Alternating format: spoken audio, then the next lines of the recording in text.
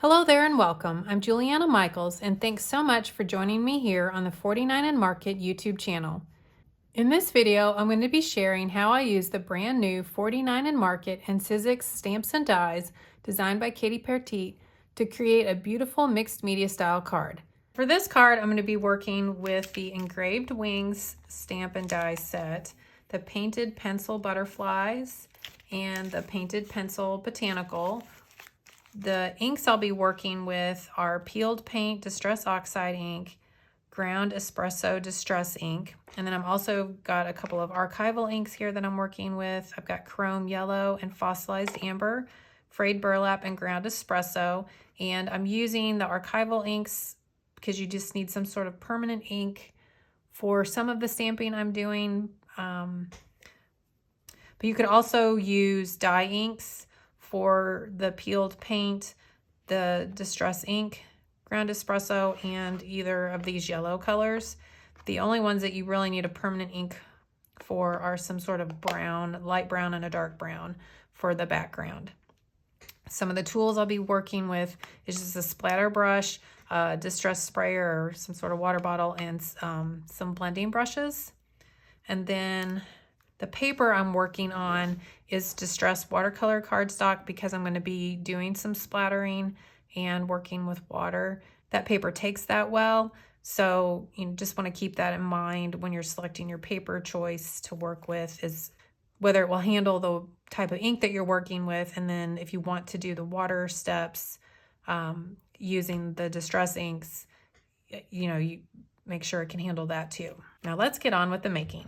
So first off, I'm going to stamp this flower image, and I'm going to stamp it in a couple spots here on the card. So I think I'm going to move this up so I can move it around a little easier.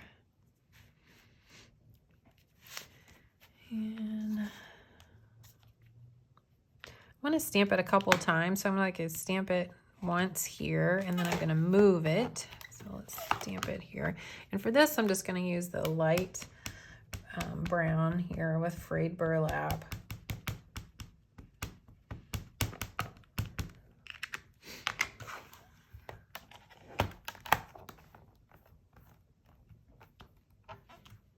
And because I'm just going for just a light image here on the background.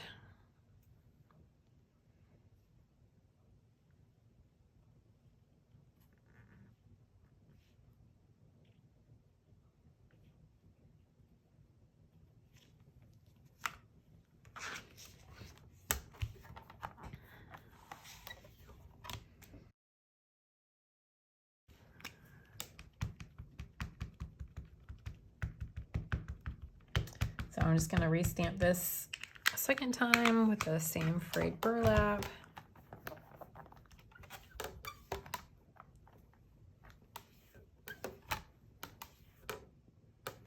Here we go.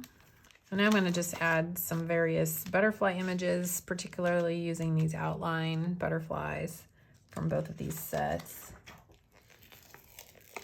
And I'm going to kind of repeat stamping them across the background so that I kind of get like a pattern with them. And then ultimately I'm going to stamp one and put it here in the center of the card. So I'm going to kind of play around with where that one will go. And then these are going to kind of overlap here a little bit. So I'm just kind of playing around with the placement of where I want the stamping to be. And then I'm going to stamp these butterflies here and there across the background. So I think what I'm going to do, I think I'm going to stamp this one first.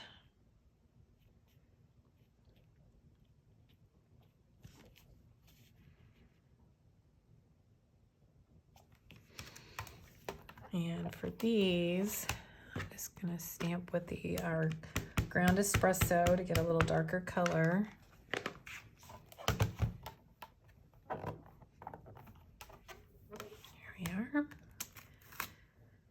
All right, and then, okay, so now for the next one that we're gonna do, this one I'm gonna stamp again later and use the die with it. So I'm not worried about adding any color to that one right now, but I do want to stamp with the smaller butterfly. And I'm going to use the other layers that come with this. So I need to be able to stamp the image twice with the outline because, well, you'll see. So I'm going to stamp this once. This is the archival.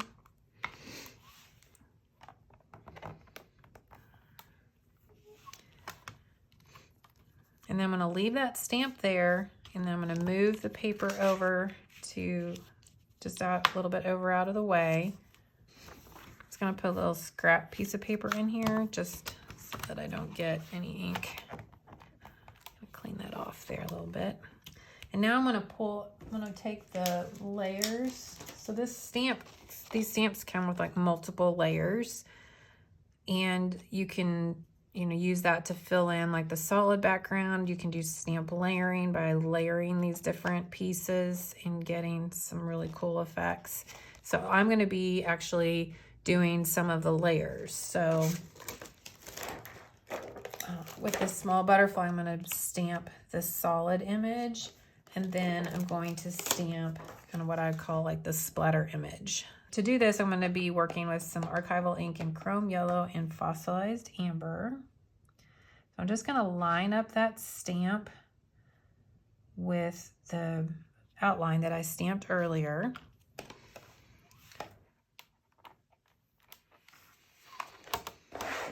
And then I'm going to stamp that solid image with this chrome yellow, which is just kind of a lighter, more pale yellow.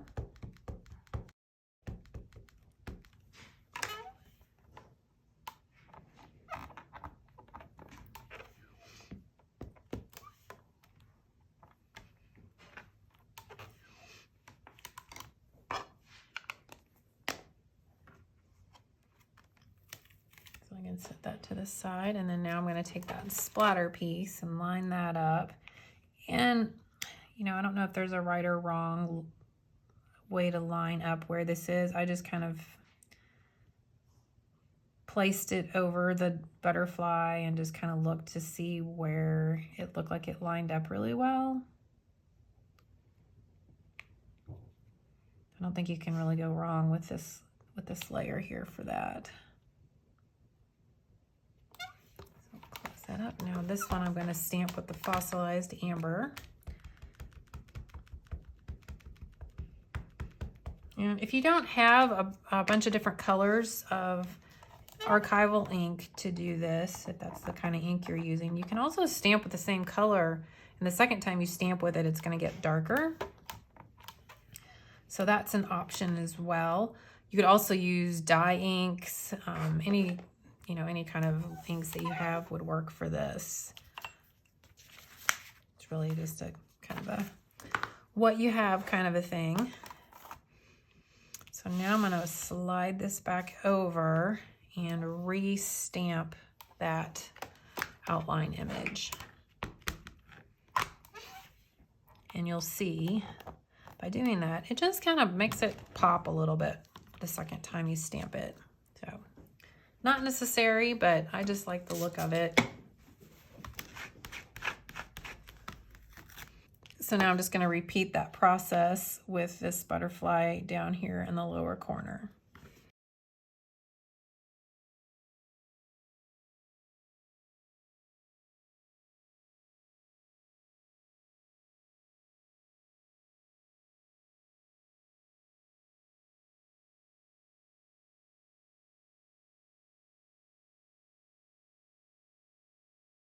Now to continue with the background, I'm going to use some of these other butterfly stamps from the engraved wings stamp set, and I'm just going to kind of stamp them just here and there to kind of fill in the background. So we can move this stamp now since we're finished with that. I'm just going to stamp these with ground espresso.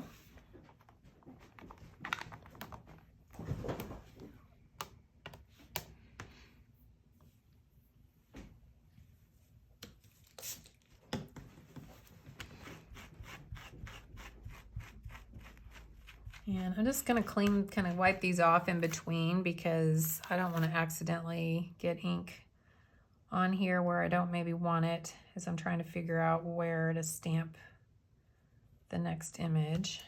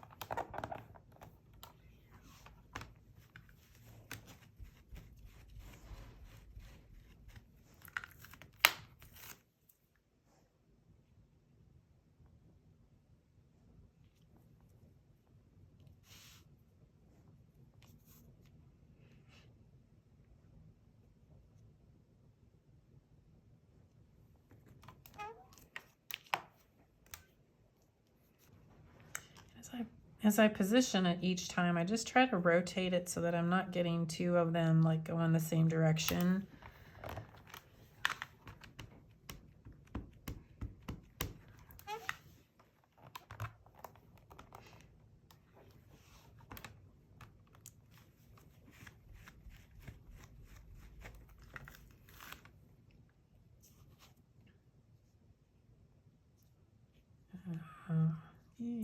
So like that one, probably I should have stamped that direction. So we'll go, because I don't want to cover up too much of that one, but so we'll turn it just a little bit more there. Go here. That'll work.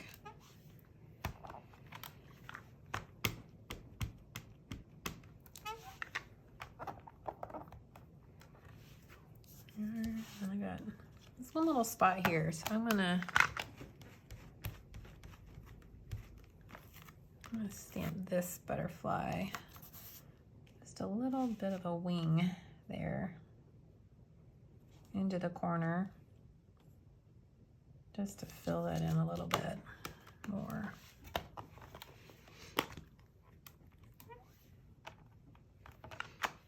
There we go. So this is finished for now, and I'm going to set this to the side and we'll be back to it. Now I'm going to stamp that larger butterfly again, and I'm just taking kind of a little scrap here that I'm going to stick in here to use. And this is the watercolor paper again, but you can use any kind of paper you like if you don't want to do the water steps in this later. And I'm going to stamp this with the archival ink in the ground espresso just to get the layer down. And now I'm just gonna add in some of the layers for this one, and I'm gonna use the solid image and the splatter image for this one. So I'm just gonna get that lined up.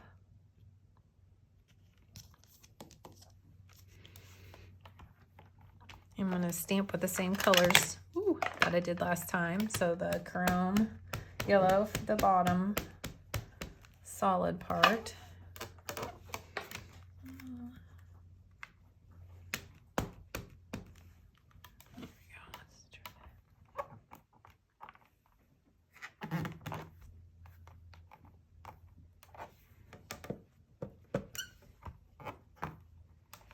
There we go. And now we're going to do the solid layer. And again, this one has like a little bit more of a line on it. It kind of lines up, but I really, again, I don't think you can go wrong with where you place these splatter layers here.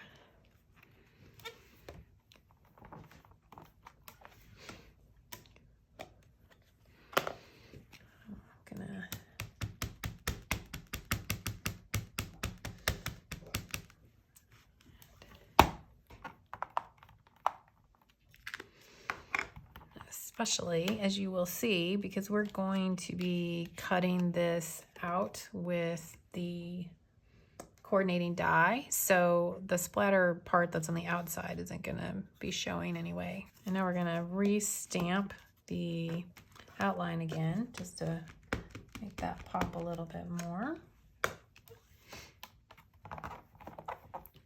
Okay. And then I'm going to take the coordinating die that comes with this set and then use some mint tape. You can use any kind of a temporary tape adhesive or like washi tape or something, and then just use that to help hold that die in place once I've got it lined up, and then run that through my die cutting machine. And here is a look at the die cut butterfly. So now I'm going to go back to the background and I'm going to stamp this splatter image here. Okay, get it lined up. I'm going to stamp that with the fossilized amber.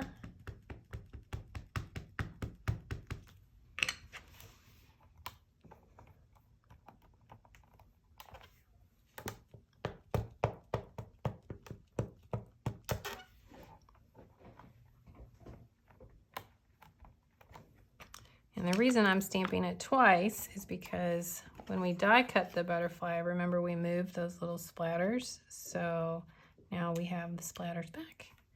And then we can pop that up and add a little, give it a little dimension on the card. Now I'm just gonna add a little bit of some peeled paint, oxide ink, to the background using a blending brush. And that just gives me a little bit of control as far as not going in and covering over the areas that I stamped with the yellow, at least not totally anyway. I mean, the splatters here will get covered up a little bit, but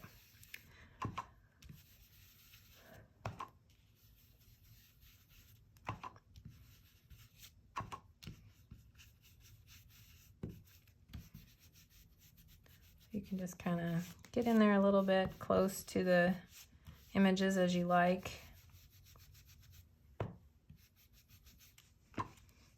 And then I'm going to go back in and get a little darker on these edges.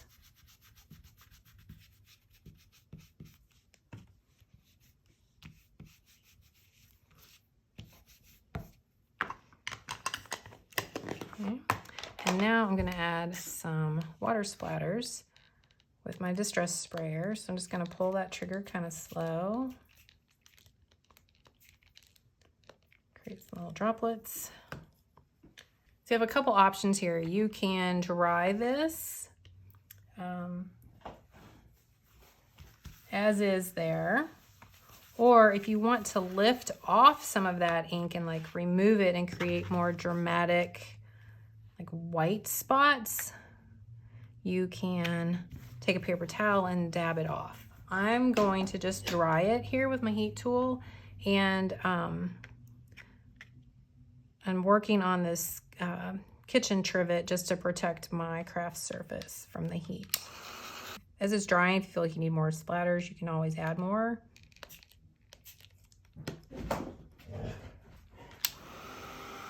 And then continue drying. Oh. Happy mail just arrived from FedEx, and Ziva has said hello. All right, I'm dying to see what's come out the back. So as you can see, just adding those water splatters to the ink just causes it to react and oxidize and gives you that really cool distressed effect on the background. All right, so now I'm going to add some splatters using some ground espresso distress ink. And so I'm just going to put a little bit of it onto my craft mat, get that wet, and then get my brush wet, and then add some splatters.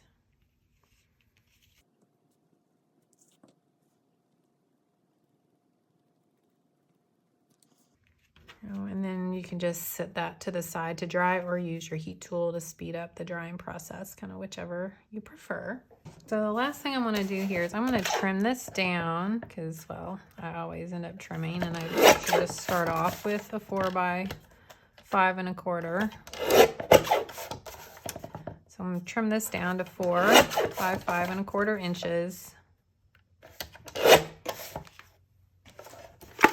And then I'm going to ink the edges of this with a little bit of ground espresso, just to kind of give it a little bit of a frame.